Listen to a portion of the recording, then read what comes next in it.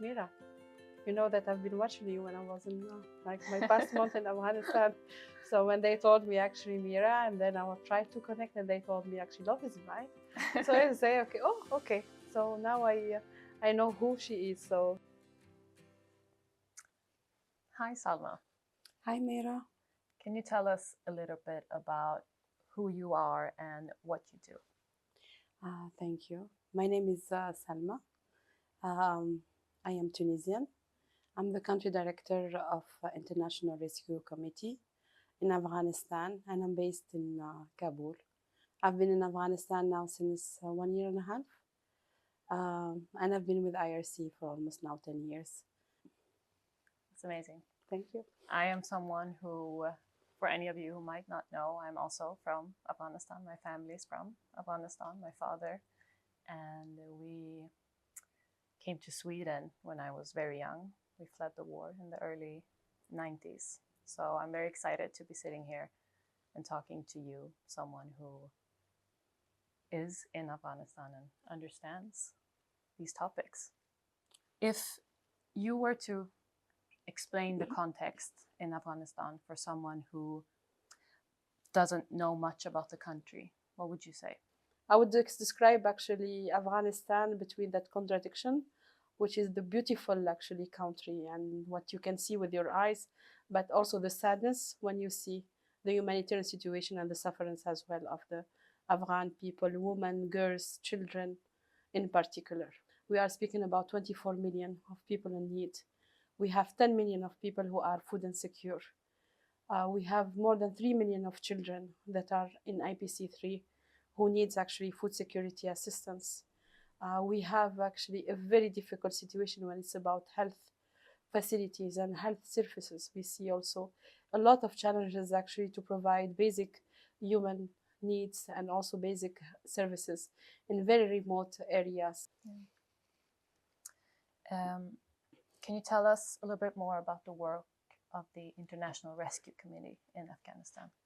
So the rescue is providing a mix of humanitarian programming, but also some development programming. So despite the difficult context in Afghanistan, we are managing to provide basic services for women and children in Afghanistan. We are providing family support programming. We are providing health services, nutrition services, education as well, child protection programming, and also supporting as well women, private sector businesses as well. And how has the humanitarian situation changed since the shift in power in August of 2021?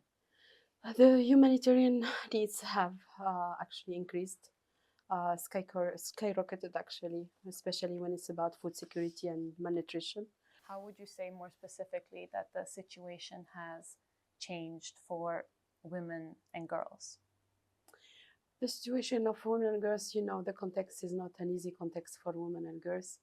There is a lot of constraint actually for women, maybe to move overall in Afghanistan. Also, we know that that is a very difficult situation as well around education for girls and women. So I think it's a very unique, unfortunately, unique context for women and girls in Afghanistan. You can see it even in terms of data. The data always show that the reality is evidence that the ones who are suffering the most are women and girls in Afghanistan, women and children actually. And how do rescue work with women and girls specifically?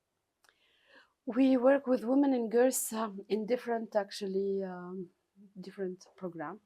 So for example, we provide uh, services through health, nutrition. We provide as well services literacy programming, and proudly we can say as well that IRC have at least 40% of their staff are female humanitarian workers out of almost 1,500. These are female that are working and actually standing to their own people in Afghanistan to continue support them. So despite everything, we are proud actually of what we are being able to achieve with Afghan women to Afghan women. Yeah. So on August 21st of this year, the Taliban issued new laws that introduced new restrictions in Afghanistan that I'm sure you're aware of. For example, women can no longer speak or sing loud enough for non-family members to hear them. What can be some of the consequences of this? So, of course, we are highly concerned actually by this PVPV law, which is mainly actually a codification of its existing restrictions that were already in place actually all through, not necessarily the past 3 years. I think it's been decades that the women in Afghanistan that have been actually through this very constraint and restrictive actually. It's even difficult to say, is it cultural, is it religious? Honestly, I prefer to keep actually a neutral perspective on what is happening in Afghanistan, because from our side as humanitarian, the most important actually is to continue to reach people in need. But I see actually the risk. We are concerned about what could be the consequences of it. Yeah. But so far, our colleagues, women colleagues, continue to speak, and we continue to hear their voices actually on a daily basis.